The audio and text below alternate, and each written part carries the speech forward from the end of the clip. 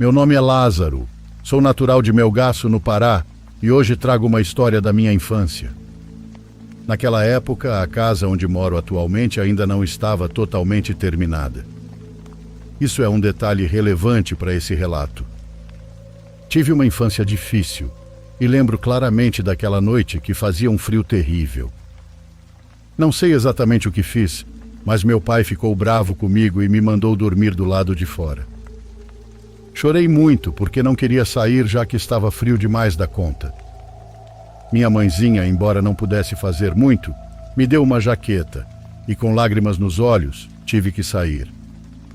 Naquela época, perto da casa, havia uma oficina mecânica no mesmo terreno, que hoje em dia virou um conjunto de barracos para alugar.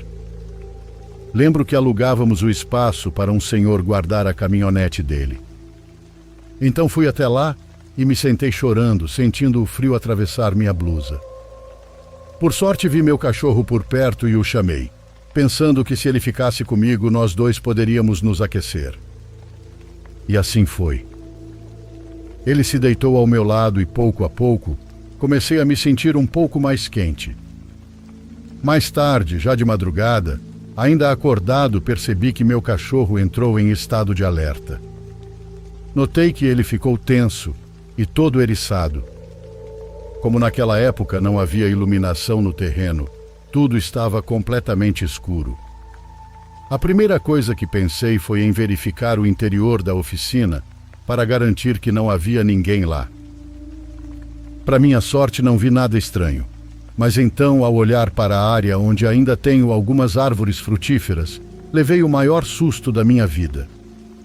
A uns 30 passos de onde eu estava, vi uma mulher vestida de branco e brilhando como se emanasse luz própria.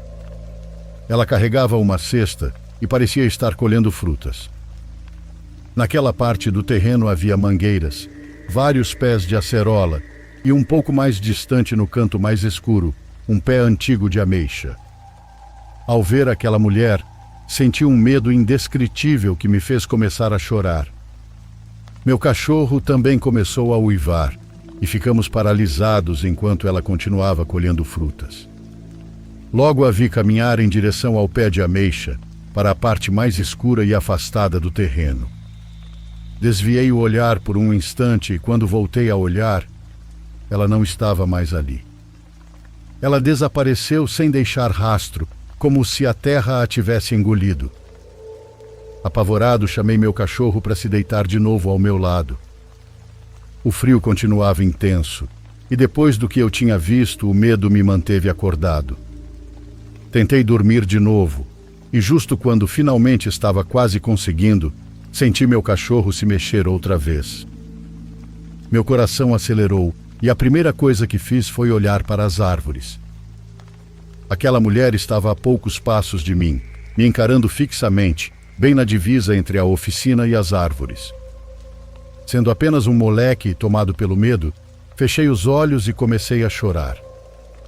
Não sei quanto tempo fiquei assim, mas quando reuni coragem para olhar novamente, de novo ela não estava mais lá. Não sei o que foi que vi naquela noite, e honestamente acho que é algo que nunca vou conseguir explicar.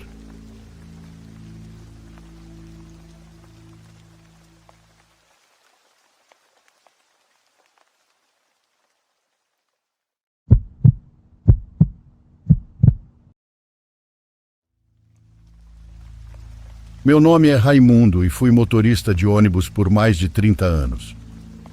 Isso que vou contar aconteceu há muito tempo no interior de São Paulo. Está dividido em duas partes, pois o que vivi se deu em duas épocas diferentes, mas por alguma razão estranha, o que vi acabou sendo a mesma coisa. Era o ano de 2006, quando eu trabalhava para uma empresa de ônibus que fazia trajetos por áreas mais isoladas.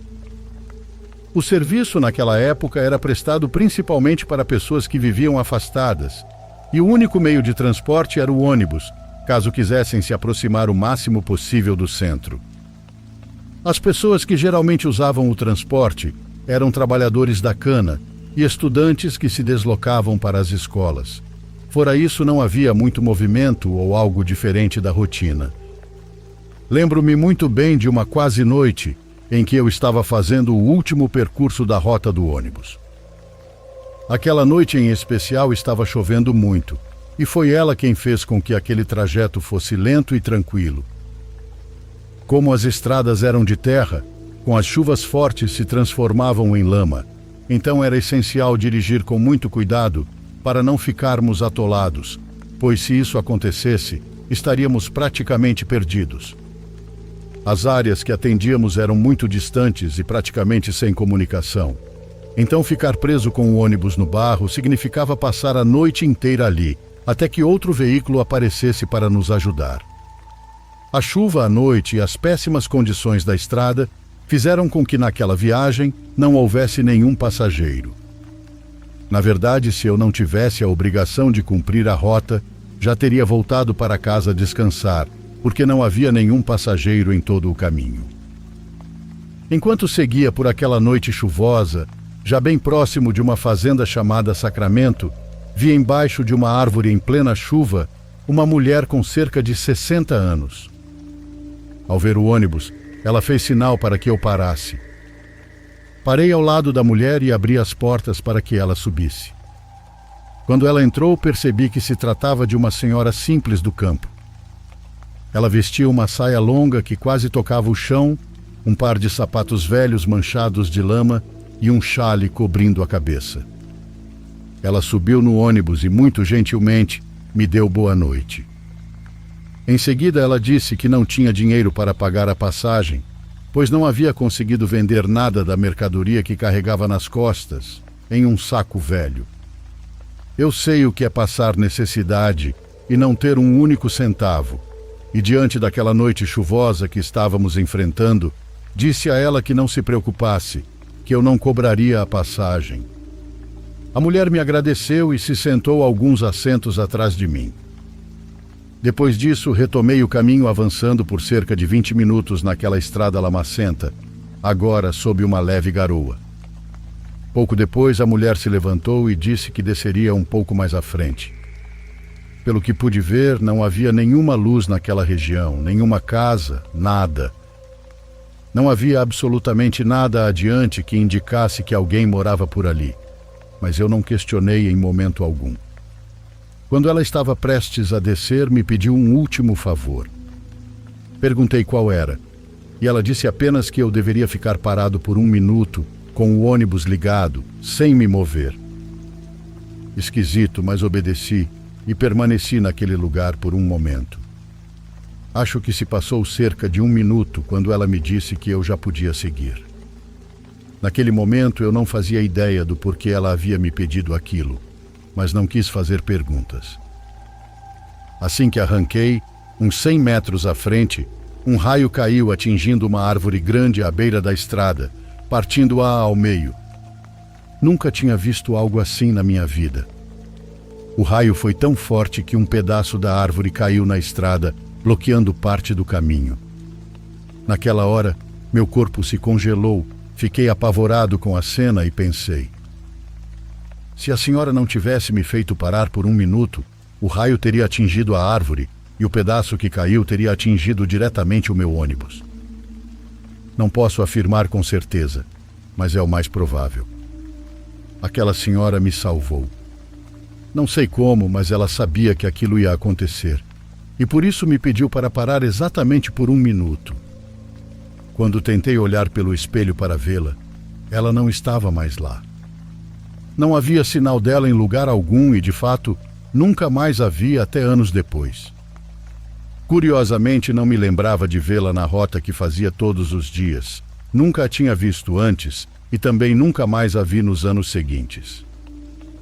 Aquilo ficou como uma espécie de conto, até que chegou o ano de 2015. Naquela época eu já tinha saído da empresa onde aconteceu o episódio com a senhora.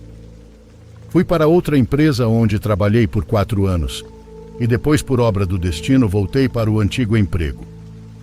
A questão é que numa outra noite, que para variar também estava chovendo, fui escalado para fazer o mesmo percurso pela área onde ficava aquela fazenda. Era por volta das 20 horas quando, como da vez anterior, eu não levava nenhum passageiro dentro do ônibus. A hora tardia não eram propícios para que as pessoas estivessem viajando, e foi aí que algo estranho aconteceu. Naquela noite, novamente, os faróis do ônibus iluminaram uma pessoa no caminho. Era ninguém menos que a mesma mulher que eu havia visto em 2006, a mesma mulher de quase 10 anos atrás. Ela me fez sinal, e quando parei ao seu lado, percebi que ela estava exatamente igual da última vez. Ela usava as mesmas roupas e tinha o mesmo semblante. É claro que eu estava visivelmente mais velho, mas nela parecia que não havia passado um único minuto, um único dia, um único ano. Era a mesma mulher de 10 anos atrás. Ela subiu como da outra vez e novamente não tinha dinheiro para me pagar. Um sentimento de nostalgia invadiu meu peito e eu disse tudo bem, que ela podia seguir viagem sem pagar. Assim que ela subiu, comentei que ela me parecia familiar e que parecia que fazia tempo que não nos víamos. Ela disse que sim e depois não falou mais nada. Como aconteceu da outra vez, a mulher me pediu para descer no mesmo lugar. Eu parei e deixei que ela descesse. Como também era uma noite de chuva, a mulher me disse algo que soou como uma repetição exata do passado, algo que desbloqueou uma lembrança na minha mente. Eu sabia o que tinha acontecido da última vez em que a vi, e sem perguntar nada, apenas obedeci. Após esperar por alguns minutos, um raio caiu a poucos metros à frente, mas dessa vez não atingiu uma árvore. Ele caiu bem no meio da estrada. Se eu tivesse seguido viagem, aquele raio teria caído exatamente sobre o ônibus. Virei o rosto para perguntar à senhora o que era aquilo, como ela sabia que isso ia acontecer, mas ela já tinha desaparecido. Até hoje, 2025, nunca mais a vi, e acho que não a verei novamente, pois já faz um tempo que me aposentei como motorista de ônibus. Porém, sempre fiquei com a dúvida. Quem é aquela senhora que talvez tenha salvado minha vida?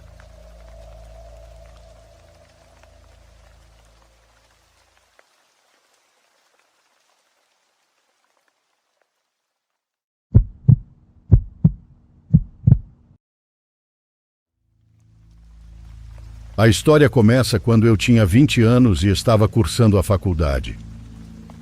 Naquela época, minha família tinha pouquíssimos recursos e, por causa disso, o fato de eu estar estudando tão longe de casa fazia com que minha situação econômica fosse bastante precária.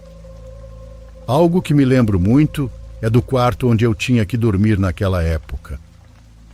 O único dinheiro que eu conseguia dava apenas para alugar um quarto que ficava em uma área bastante perigosa da cidade. Mas isso nem era o pior, pois por ser tão barato, o quarto também era muito pequeno e desconfortável. O chão não era de madeira nem de cerâmica, mas sim de cimento bruto, o que era bastante incômodo na hora de dormir.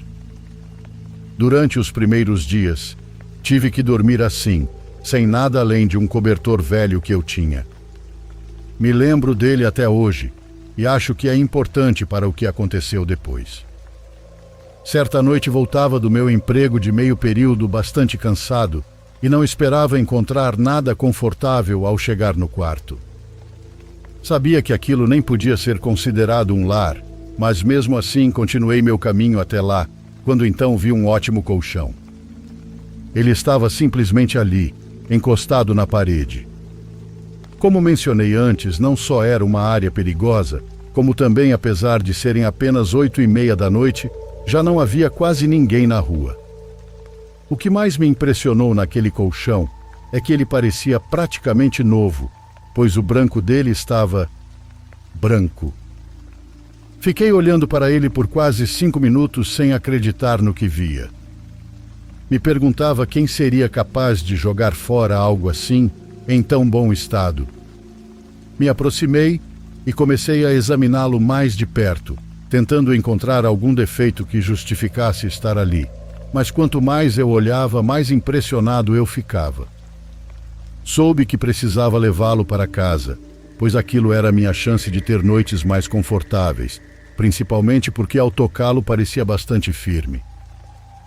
Sei que muitos de vocês pensariam que nem em 1 milhão de anos pegariam um colchão achado na rua, mas é que eu realmente estava passando por noites muito ruins e cheio de dores nas costas.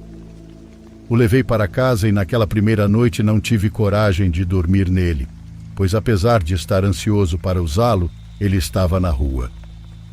O deixei fora do quarto e borrifei com quase uma lata inteira de inseticida, achando que isso seria suficiente para afastar qualquer coisa. No dia seguinte, o coloquei dentro do quarto como pude e o posicionei no que, para mim, parecia o lugar perfeito. Lembro que quase instantaneamente me joguei sobre ele. Sua textura era firme e muito confortável, o que me fez pensar por que alguém se livraria de um colchão em tão bom estado. Mesmo assim, fiquei muito grato por tê-lo encontrado. Tudo estava tão confortável que adormeci imediatamente. Acho que, embora no começo eu me sentisse bem, no final percebi que algo estava errado. Nunca fui uma pessoa que tivesse pesadelos.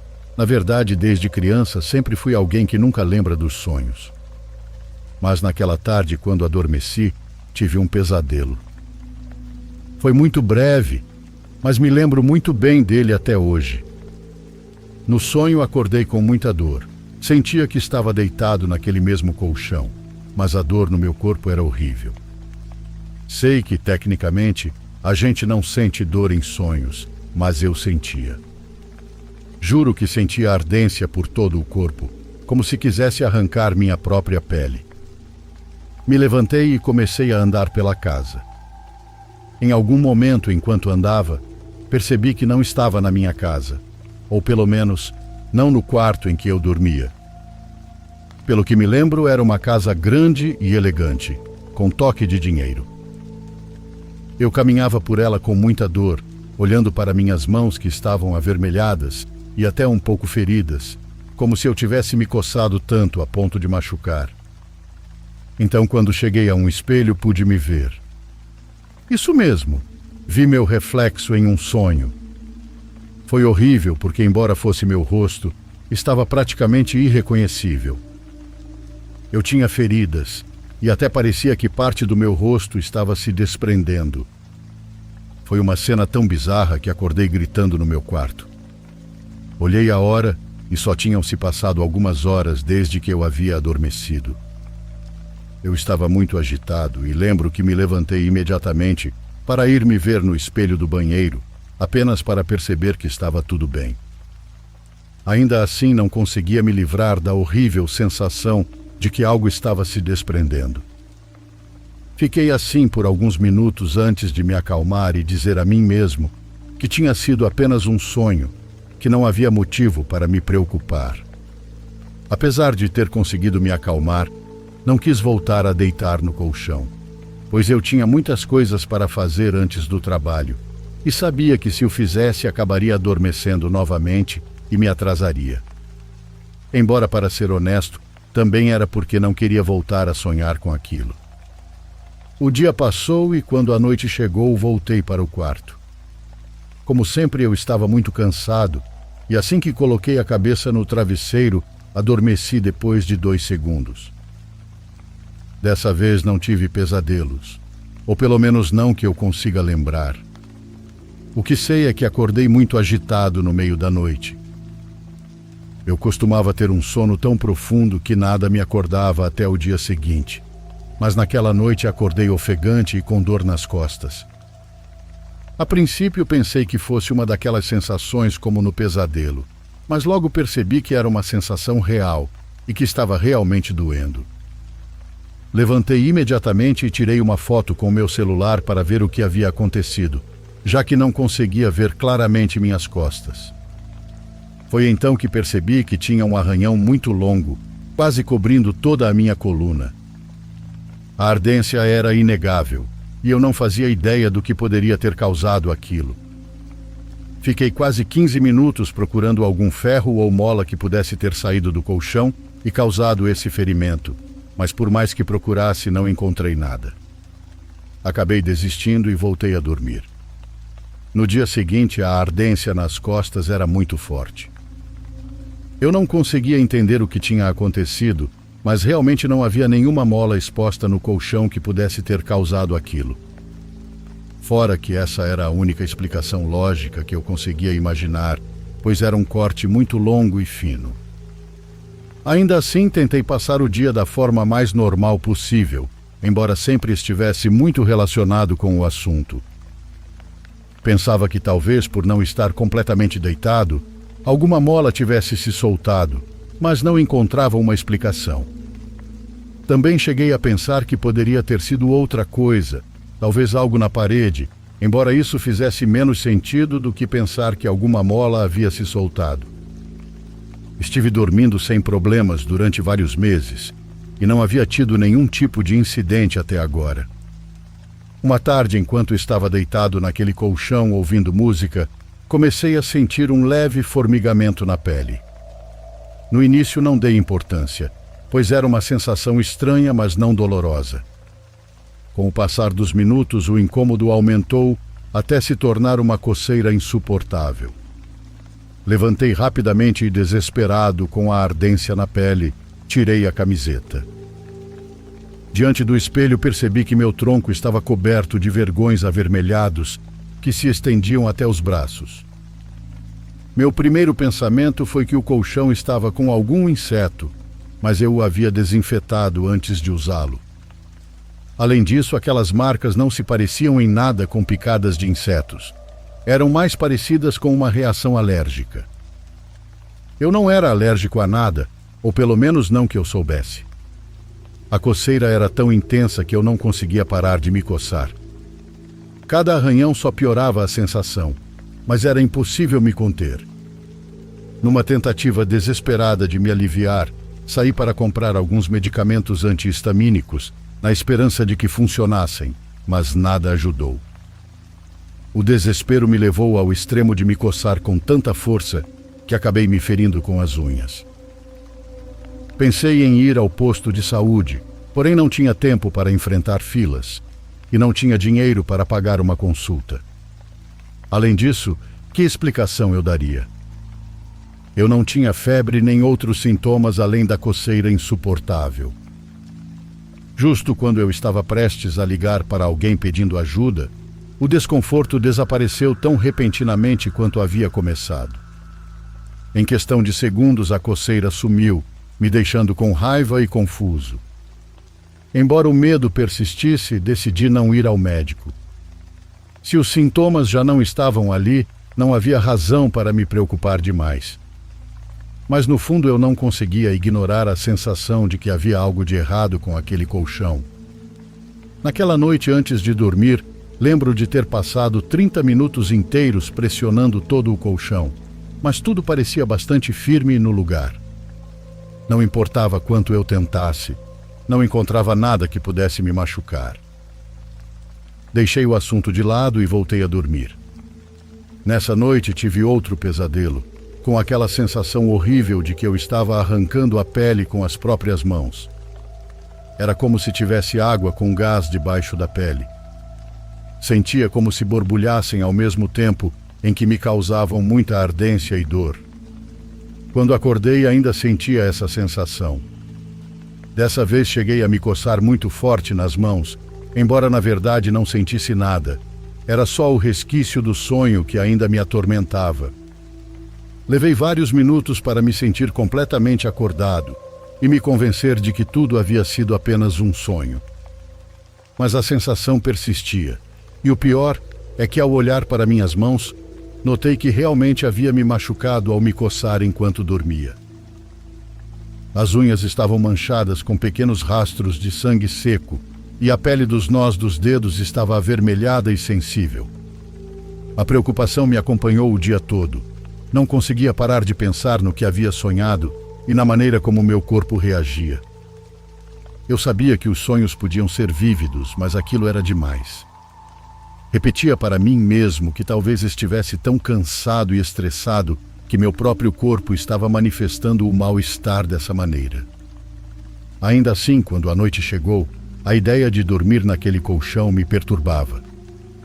Decidi cobri-lo com um lençol grosso, como se isso pudesse fazer alguma diferença. Me certifiquei de que não havia nada estranho nele antes de me deitar. Disse a mim mesmo que tudo estava na minha cabeça e que se eu continuasse obcecado com isso, continuaria tendo pesadelos.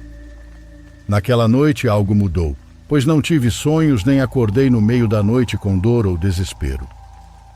Na verdade, dormi profundamente e sem interrupções, mas quando acordei havia algo estranho no ambiente. O quarto estava mais frio do que o normal, como se a temperatura tivesse caído vários graus de repente. Meu corpo estava rígido e pesado, como se algo tivesse me pressionado durante a noite. Quando tentei me mover, percebi que as cobertas estavam mais apertadas do que o normal ao redor do meu corpo. Então eu notei. As unhas das minhas mãos estavam cheias de sujeira, como se eu estivesse cavando ou arranhando algo por horas. Ao examinar meus braços e pernas, vi marcas semelhantes às do dia anterior, mas dessa vez estavam mais profundas e numerosas. Algumas pareciam arranhões feitos por algo além das minhas próprias mãos. Morrendo de medo, me levantei rapidamente e examinei cada costura, cada borda e cada dobra daquele maldito colchão. Na parte de baixo, onde nunca tinha me incomodado em olhar, encontrei algo. O tecido estava rasgado em um pequeno ponto, quase invisível a olho nu, mas o suficiente para que eu pudesse enfiar a mão e tocar o interior do colchão. O que senti me fez puxar a mão imediatamente. Não era espuma nem molas, era algo úmido e pegajoso, como se tivesse algo escondido. De barriga vazia, a sensação me embrulhou o estômago. Peguei o celular e liguei a lanterna para iluminar melhor a abertura. Com cuidado, tentei alargar o buraco o suficiente para conseguir enxergar dentro. O que encontrei me deixou em choque. Entre a espuma e as molas havia pedaços de tecido, fios do que parecia ser cabelo humano e algo que parecia pele de verdade. Quando acordei, percebi que tudo ainda era um pesadelo, mas a sensação de ardência e formigamento na minha pele eram reais demais. Me sentei respirando com dificuldade e examinei o colchão com mais atenção. Não havia cortes, molas expostas, nem sinais visíveis de que algo pudesse ter causado aquele incômodo. Tentei me acalmar, mas apenas alguns minutos depois uma coceira insuportável se espalhou por todo o meu corpo. Era como se milhares de insetos minúsculos caminhassem sob a minha pele, mordendo e perfurando cada centímetro da minha carne. O desespero me levou a me coçar com tanta força que acabei me ferindo, mas a sensação não desaparecia. A dor se tornou insuportável e, sem saber o que fazer, acabei indo até a Santa Casa. Os médicos não encontraram nenhuma explicação para o que estava acontecendo comigo. Eu não tinha erupções visíveis além das feridas autoinduzidas, e meus exames não mostraram nada anormal. Apesar dos calmantes, o tormento persistia, como se algo dentro de mim estivesse me consumindo lentamente. No fim, os médicos decidiram me sedar, pois eu não parava de gritar e me contorcer de dor. Durante meses sofri com aquela agonia sem que ninguém pudesse me oferecer uma resposta lógica. Foi então que minha mãe, desesperada pela falta de soluções médicas, recorreu a uma amiga que acreditava em maldições e fenômenos sobrenaturais. Depois de me visitar e me examinar com atenção, aquela mulher pediu à minha mãe que a levasse até minha casa para inspecionar o local. Ao voltar, sua expressão era de preocupação. Segundo ela, o colchão que eu havia recolhido da rua estava impregnado com uma energia obscura, como se algo estivesse preso dentro dele. Após realizar uma limpeza, tudo o que eu sentia começou a diminuir. Dias depois, minha mãe me informou que havia pesquisado sobre o colchão. Ao que parece, ele pertenceu a uma pessoa que morreu após sofrer de câncer e que era conhecido por ali por ser uma pessoa horrível. Esse indivíduo passou seus últimos dias naquele colchão e seu sofrimento ficou impregnado nele, sendo transmitido a qualquer um que o usasse depois. Desde então, nunca mais voltei a pegar nada do lixo, mesmo há pouco tempo tendo visto uma caixa de som em bom estado numa caçamba de entulho. Queimaram aquele colchão e nunca mais na vida vou me atrever a levar para casa algo que não me pertence.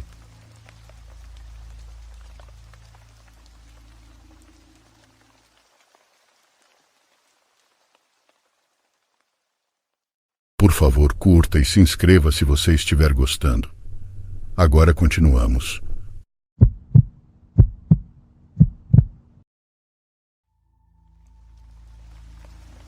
Dizem que às vezes as bruxas têm o poder de fazer com que as pessoas caiam em sonhos profundos e não escutem nada quando chega a noite ou a madrugada. Eu comprovei isso de uma forma terrível quando era jovem e morava no campo. Como era costume por lá, me casei muito jovem e, para continuar aprendendo mais coisas com a minha mãe, ficamos morando perto dela. Mais tarde, por conta do trabalho do meu marido, tivemos que nos mudar para uma comunidade mais afastada. Ele trabalhava arando terras e decidimos que seria melhor para nós. Nos organizaríamos para visitar nossas famílias aos domingos, mas inesperadamente um dia, quando fui até a roça onde meu marido estava trabalhando para levar o almoço, tudo começou a girar. Felizmente, o patrão do meu marido estava lá e pediu que ele largasse tudo para me levar a um posto de saúde próximo, para que eu fosse atendida. Não demorou muito para o médico nos dar a surpresa. Seríamos pais. Naquele mesmo fim de semana, fomos contar a novidade a todos. Minha mãe, feliz da vida, me disse que assim que a gravidez estivesse mais avançada, eu deveria ir para a casa dela para que ela cuidasse de mim e do bebê. Logo depois fomos dar a notícia ao meu sogro, que também recebeu com alegria. No final da gravidez, preparei minhas coisas para ir para a casa dos meus pais para dar à luz, como havíamos planejado. Meu bebê nasceu e tudo era felicidade para nós. Os dias passaram e me recuperei rápido. Esperei ainda um pouco, mas já senti a necessidade de estar em casa com meu marido, então avisei minha mãe que voltaria para minha casinha. Ela me pediu que esperasse mais um pouco, mas eu já conseguia cuidar do meu bebê sozinha e aos domingos meu marido me ajudaria. Minha mãe me pediu que a escutasse. Ela entendia que eu precisava estar com minha família, mas tinha um pressentimento. Não sabia o que era, só sentia que algo ia acontecer e estava com muito medo. Tentei tranquilizá-la e hoje me arrependo de não tê-la escutado. Eu sempre soube que em lugares rurais dizem haver bruxas. Por lá as pessoas falavam delas como bolas de fogo vistas nos morros, ou que tomavam a forma de animais, como porcos ou corujas. Mas por conta da minha idade e da fase que eu estava vivendo, não dava importância alguma para lendas dos antigos. Até aquela manhã.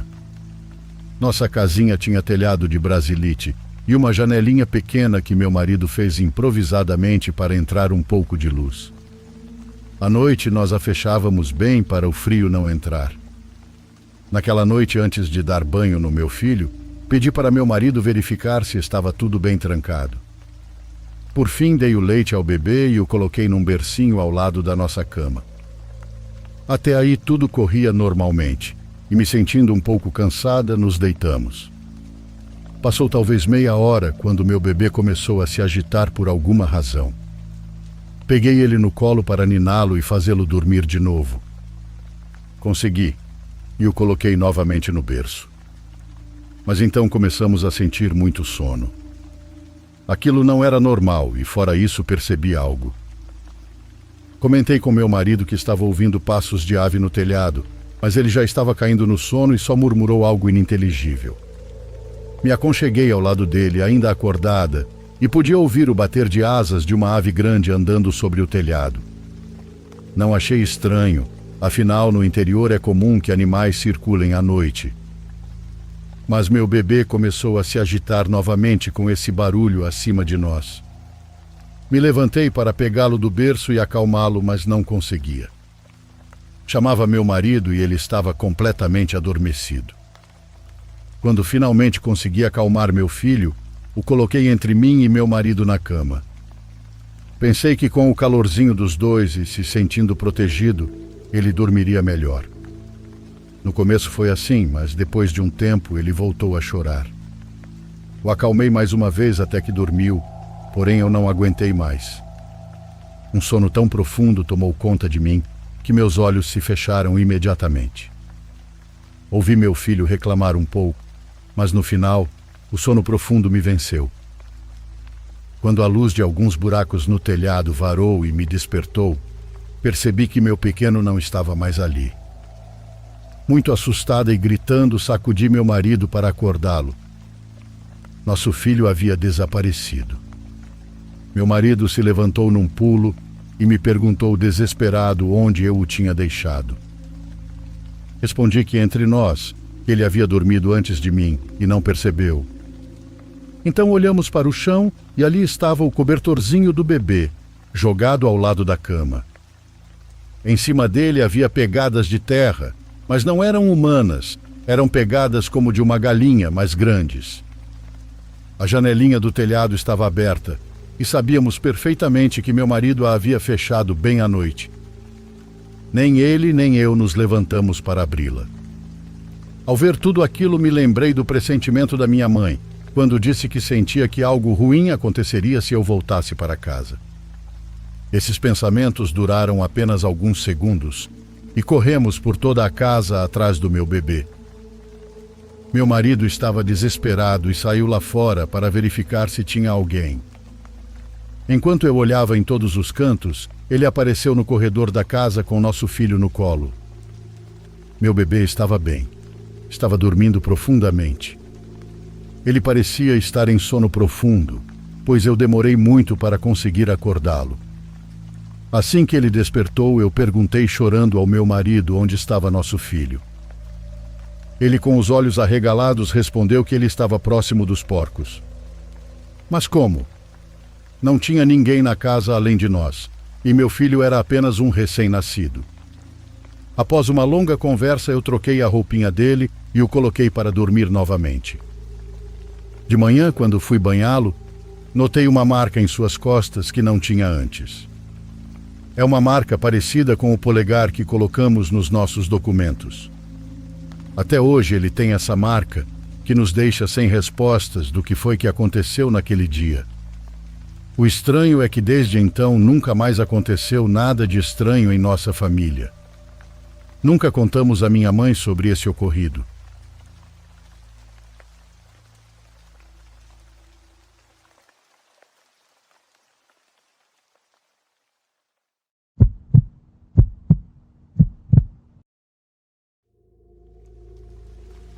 Para a maioria das mulheres, viajar sozinha é aterrorizante, e com razão. Porém, por algum motivo, isso nunca me incomodou tanto. Sempre fui bastante independente e extrovertida, então fazer novas amizades é algo natural para mim.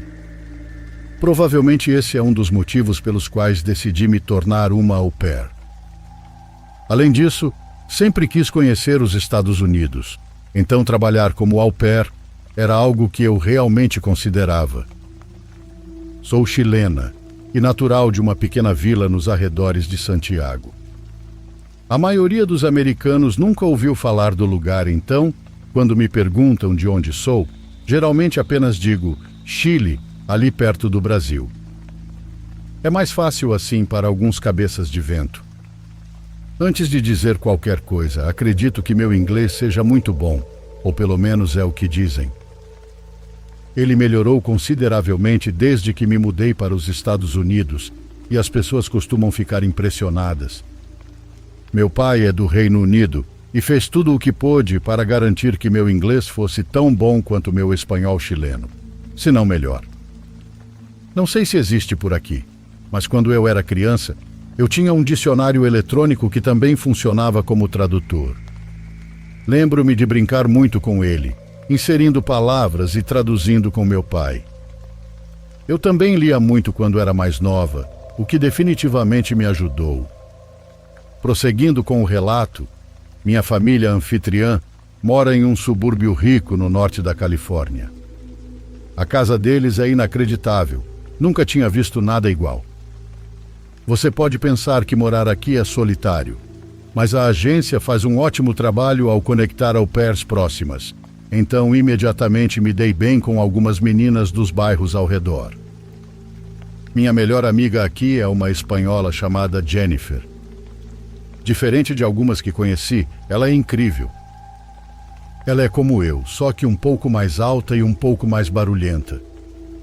Somos inseparáveis desde que nos conhecemos.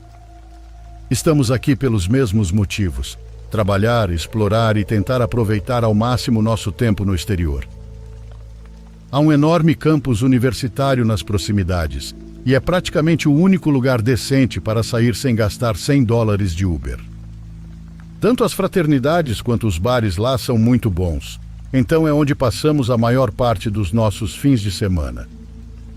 Acho que muitos caras naturalmente se sentem atraídos por nós por causa dos nossos sotaques, e o fato de sermos estrangeiras nos abre muitas portas.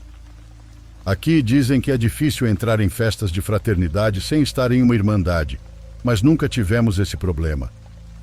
Os bares aqui são bem mais divertidos, e o nosso lugar favorito é um bar chamado Tap.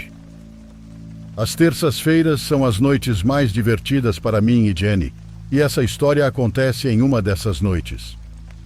Alguns meses depois da minha chegada nesse país, eu estava encostada no bar esperando as bebidas para mim e para Jenny, quando um cara alto, de cabelos castanhos e cacheados, se aproximou e perguntou: "Você é chilena, né?" Isso me pegou de surpresa, pois as pessoas nunca acertam que sou chilena. Ri e disse que ele estava certo. Conversamos por um tempo e tudo foi muito natural. Admito que sou abordada com frequência quando saio, mas William parecia diferente no jeito de abordar uma mulher. Quanto mais conversávamos, mais parecia que ele estava genuinamente interessado em mim como pessoa, e não apenas me paquerando. Ele sabia várias curiosidades sobre a cultura da América do Sul, o que me agradou bastante. Muitos americanos com quem falo não sabem muito sobre o resto do mundo, então foi bom conversar com alguém bem viajado, inteligente e culto. Conversamos e rimos por um bom tempo, antes de eu apresentá-lo a Jenny. Ele sorriu e chamou um amigo, um rapaz asiático que se apresentou como Hunter. Ele e Jenny se deram bem imediatamente, e com isso, no geral, foi uma ótima noite. Antes de ir embora, William pediu meu número, e eu dei sem hesitação. Alguns dias depois, ele me convidou para jantar. Quando cheguei ao seu apartamento, esperava que ele tivesse feito uma reserva em algum restaurante, mas em vez disso, ele estava cozinhando uma massa para nós. Achei isso muito legal. Acabei o ajudando a preparar o jantar e ele abriu uma garrafa de vinho para acompanharmos a refeição. Gostei tanto da noite que acabei dormindo no apartamento dele. Na manhã seguinte, acordei e comecei a observar o quarto. Diferente da maioria dos apartamentos universitários, o dele era bem organizado. Não havia pôsteres ou decorações típicas, apenas várias fotos de paisagens. As paredes estavam cobertas de dezenas de fotografias em preto e branco. Igrejas, cidades e campos. Pareciam estranhamente familiares. Levantei-me para olhar mais de perto e percebi que todas tinham legendas com os locais. Eram todas do Chile. Todas com exceção de uma foto de Monte Carlo, em Mônaco. William já tinha acordado, então brinquei, perguntando se ele tinha uma obsessão pelo Chile. Ele riu e explicou que eram fotos aéreas da coleção do pai dele e que ele escolheu suas favoritas. Então olhei para cima da cama e vi mais algumas fotos. Minha mandíbula caiu quando percebi que uma delas era da minha vila, tirada do alto. O lugar ficava a apenas 20 minutos da minha casa. Falei isso para ele, e William ficou super animado, dizendo que era uma coincidência inacreditável. As chances de isso acontecer eram mínimas. Ele começou a me fazer várias perguntas sobre minha cidade natal, e eu respondi feliz. Mas algumas semanas depois tudo mudou. Descobri que nada daquilo foi coincidência. Ele tinha fotos antigas minhas, posts traduzidos, um cronograma de onde eu iria com base nos meus stories e até uma foto da minha carteira de motorista que eu havia perdido meses antes. Ele sabia tudo sobre mim antes mesmo de nos conhecermos. Entrei em pânico, saí do apartamento sem fazer barulho e nunca mais falei com ele. Nos últimos meses, percebi um carro prateado rondando a rua da minha família anfitriã e ele tentou me contatar usando números e perfis falsos. Agora estou reunindo provas para apresentar à polícia, mas ouvi dizer que eles não levam esse tipo de caso a sério. Felizmente, meu compromisso como au pair está terminando em breve e logo estarei de volta ao meu país.